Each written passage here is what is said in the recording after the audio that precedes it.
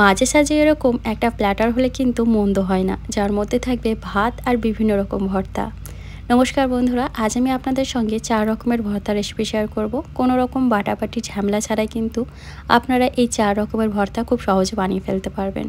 তো আজ আমি শেয়ার করব ডাল ভর্তা, টমেটো ভর্তা, ডিম ভর্তা আর আলু ভর্তা। তার জন্য প্রথমেই প্রেসার কুকারে আমি আলুটাকে ভালো করে খোসা ছাড়িয়ে ধুয়ে দিয়ে দিলাম আর দিচ্ছি 2টো ডিম। এখন পরিমাণ মতো জল দিয়ে কুকারে 2টো সিটি দিয়ে নিলেই কিন্তু আলু আর ডিম খুব ভালো করে সেদ্ধ হয়ে যাবে। এর মধ্যে আমি অল্প পরিমাণে লবণও অ্যাড করে দিচ্ছি। এইভাবে আলু আর ডিমটা একসঙ্গে কুকারে সেদ্ধ করে নিলে কাজটা তাড়াতাড়ি হয়ে যায়। আর এইদিকে একটা কড়াইয়ের মধ্যে আমি মুসুর ডালটা দিয়ে দিচ্ছি। মুসুর ডাল প্রথমে জল দিয়ে খুব ভালো করে ধুয়ে নিচ্ছি। এখন মসুর ডালের মধ্যে পরিমাণ মতো জল দিয়ে আমরা মসুর ডালটাকে সেদ্ধ করে নেব। তবে খুব বেশি পরিমাণে কিন্তু জল দেওয়া যাবে না, জলটা বুঝে দিতে হবে যাতে মসুর ডালটা সেদ্ধ হয়ে যাওয়ার পর আর কোনো জল না থাকে কড়াইতে, সেই অনুযায়ী কিন্তু জলটা অ্যাড করতে হবে। আর এর মধ্যে আমি 4টে কাঁচা রসুনও দিয়ে দিয়েছি। মসুর ডালটা যখন 80% সেদ্ধ হয়ে আসবে তখন এর মধ্যে অল্প একটু হলুদ গুঁড়ো আর পরিমাণ মতো লবণ দিয়ে দিতে হবে। শুরুতেই হলুদ আর লবণটা দিয়ে দিলে দেখা যায় অনেক ডাল কিন্তু সেদ্ধ হতে চায় না, তার জন্য চেষ্টা করবেন ডালটাকে একটু ভালো করে সেদ্ধ করে তারপর হলুদ আর লবণটা অ্যাড করতে। তো দেখুন ডালটা কিন্তু খুব ভালো মতো সেদ্ধ হয়ে গেছে, তবে একটু জল জলে ভাব আছে, সেটাকে আমি টানিয়ে নিচ্ছি। তো এরকম করে ডালটা আমাদের একদম শুকিয়ে নিতে হবে। আর টমেটো ভর্তা করার জন্য আমি এখানে প্রথমে টমেটোটাকে এইভাবে কেটে নিচ্ছি। আর এদিকে সমস্ত ভর্তাগুলো করার জন্য কিছুটা পরিমাণে রসুন নিয়েছি আর 4টে মিডিয়াম সাইজের পেঁয়াজ নিয়েছি। পেঁয়াজগুলোকে এইভাবে সরু সরু করে আমি কেটে নিচ্ছি। 4টে পেঁয়াজই আমার লাগবে সব কটা ভর্তার জন্য। আর এখানে রসুনগুলো আমার একটু বড় বড় কোয়া আছে, তার জন্য আমি রসুনগুলোকে এভাবে একটু ছোট ছোট করে কেটে নিচ্ছি যাতে চারদিক থেকে ভালো করে ভাজা যায়। তো দেখুন এখানে আমি সব পেঁয়াজগুলোকে কেটে নিয়েছি। এখানে আমি অল্প একটু পেঁয়াজ রেখে দেবো, কাঁচা পেঁয়াজ রেখে দেবো, যেটা আমি ডিম ভর্তায় দেবো। ডিম ভর্তায় ভাজা পেঁয়াজ ইউজ করবো না, কাঁচা পেঁয়াজই দেবো। আর বাকি পেঁয়াজগুলো আমি এখানে ভেজে বেরেস্তা তৈরি করে নেব। কড়াইতে এখন প্রথমে দিয়ে দিচ্ছি সর্ষের তেল। এরপর বেশ কিছুটা পরিমাণে শুকনো লঙ্কা দিচ্ছি। শুকনো লঙ্কা ছাড়া কিন্তু ভর্তা একদমই ভালো লাগে না। এখন লঙ্কাগুলোকে বেশ লাল করে একদম কড়া করে ভেজে নিচ্ছি। তো আমার লঙ্কাগুলো ভাজা হয়ে গেছে, এখন আমি তুলে নেব।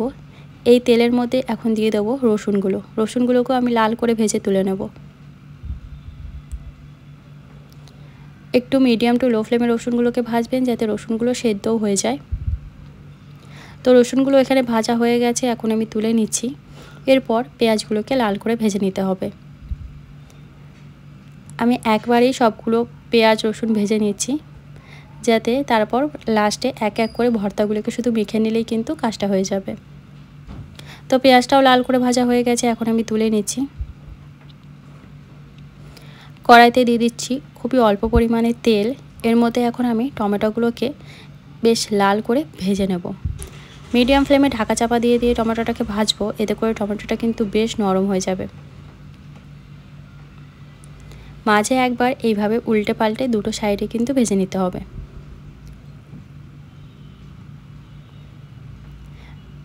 তো দেখুন এখানে আমার টমেটোটা ভাজা হয়ে গেছে, এখন আমি তুলে নেব। এরপর ব্যাস ভর্তাগুলোকে এক এক করে মেখে নিতে হবে। প্রথমে আমি এখানে ডাল ভর্তাটাকে মাখবো, তার জন্য দেখুন ডালটা নিয়ে নিয়েছি আর নিয়েছি 3টে শুকনো লঙ্কা। ঝালটা যেমন খান সে অনুযায়ী লঙ্কা কিন্তু এখানে অ্যাড করতে হবে, তবে ভর্তা একটু ঝালঝালি ভালো লাগে। লঙ্কার মধ্যে দিয়ে দিলাম অল্প একটু লবণ। এখন প্রথমে লবণের সঙ্গে লঙ্কাটাকে ভালো করে এভাবে ডলে নিচ্ছি। এভাবে লবণ দিয়ে শুকনো লঙ্কাটা ডললে কিন্তু খুব ভালো করে শুকনো লঙ্কাটা ম্যাশ হয়ে যায়, গুঁড়ো হয়ে যায়। এর মধ্যে অল্প একটু পেঁয়াজ ভাজা দিয়ে দিলাম। আর ডালের মধ্যে আমি যে রসুনগুলো দিয়েছিলাম সেগুলো কিন্তু দেখুন খুব ভালো করে সেদ্ধ হয়ে গেছে। এখন সেই রসুনগুলোকে আমি এইভাবে পেঁয়াজ আর শুকনো লঙ্কার সাথে ম্যাশ করে নিচ্ছি। এখন সব কিছু ভালো করে মিশিয়ে নিলেই কিন্তু ডাল ভর্তা হয়ে যাবে। এর মধ্যে অ্যাড করতে হবে অবশ্যই কাঁচা সর্ষের তেল, আর সব শেষে অ্যাড করব ফ্রেশ ধনেপাতা কুচি। ব্যাস এখন সব কিছু ভালো করে আমি মিশিয়ে নিচ্ছি। তো আমাদের তৈরি হয়ে গেছে ডাল ভর্তা। এরপর আমি আলু ভর্তাটা করে নেব। তো নর্মালি যেভাবে আলু ভর্তা বানাই তো সেভাবেই করছি, এটা সবাই জানেন, সবাই বাড়িতে বানান। তো এইভাবে আলুটাকে প্রথমে ম্যাশ করে নিয়ে আমি এখানে 2-3টে শুকনো লঙ্কা ব্যবহার করছি। ঝালটা যে যেমন খান সে অনুযায়ী ব্যবহার করবেন।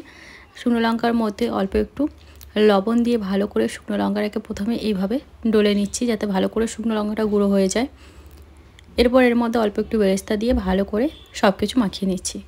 আলু ভর্তাতে আমি ধনেপাতা অ্যাড করব না, অবশ্যই এর মধ্যে দিতে হবে কাঁচা সর্ষের তেল। তো ব্যাস, আলু ভর্তা কিন্তু একদম রেডি হয়ে যাবে। তো এখানে আমাদের আলু ভর্তাও রেডি হয়ে গেছে। এরপর আমি ডিম ভর্তাটা করে নেব। ডিম ভর্তার জন্য যে ডিমগুলো সেদ্ধ করে রেখেছিলাম, ডিমটাকে প্রথমে এইভাবে হাত দিয়ে অল্প করে একটু ম্যাশ করে নিচ্ছি। এখন এর মধ্যে আমি কয়েকটা ভেজে রাখা রসুন নিলাম, শুকনো লঙ্কা আর এর মধ্যে দিয়ে দিলাম লবণ। এখন লবণের সাথে শুকনো লঙ্কা আর রসুনটাকে ভালো করে ডলে নিচ্ছি। দেখতেই পাচ্ছেন রসুনটাকে এমনভাবে ভেজেছি যেন রসুনটা সেদ্ধ হয়ে গেছে। এর মধ্যে দিলাম কাঁচা পেঁয়াজ। ডিম ভর্তাতে কাঁচা পেঁয়াজটা বেশি ভালো লাগে, তাই জন্য আমি এখানে কাঁচা পেঁয়াজটা ব্যবহার করেছি। আপনারা চাইলে ভাজা পেঁয়াজও ব্যবহার করতে পারেন।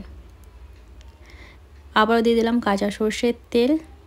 সব ভর্তাতেই কিন্তু কাঁচা সর্ষের তেল না দিলে ঠিক জমে না, তো সর্ষের তেলটা অবশ্যই দিতে হবে।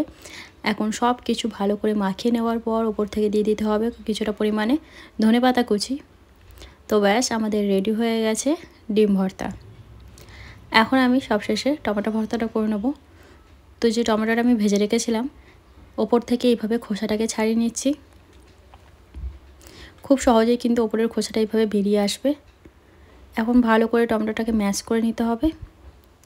এর মধ্যেও আমি দেবো অল্প একটু রসুন ভাজা, শুকনো লঙ্কা আর লবণ দিয়ে ভালো করে এখন আমি শুকনো লঙ্কাটাকে ডলে নিচ্ছি। দিয়ে দিচ্ছি ধনেপাতা কুচি। সব কিছু একবার ভালো করে মিশিয়ে নিলেই কিন্তু এই টমেটো ভর্তাও রেডি হয়ে যাবে। এইভাবে বিভিন্ন রকম ভর্তার সাথে ভাত খেতে কিন্তু দারুণ লাগে। গরম গরম ভাত আর এরকম ভর্তা হলে কিন্তু আর কিছুই লাগে না। ভিডিওটা ভালো লাগলে অবশ্যই ভিডিওতে লাইক দিয়ে চ্যানেলটা সাবস্ক্রাইব করার পাশে থাকবেন। তো দেখুন এখানে আমি এইভাবে থালাটা সাজিয়ে নিয়েছি, দেখতেও যেমন সুন্দর লাগছে খেতে কিন্তু দারুণ লাগে। তো এইভাবে বিভিন্ন রকম ভর্তা দিয়ে একবার এক একটা ভাত মেখে খেতে কিন্তু অসাধারণ লাগে। তো আজকের মতন বাই।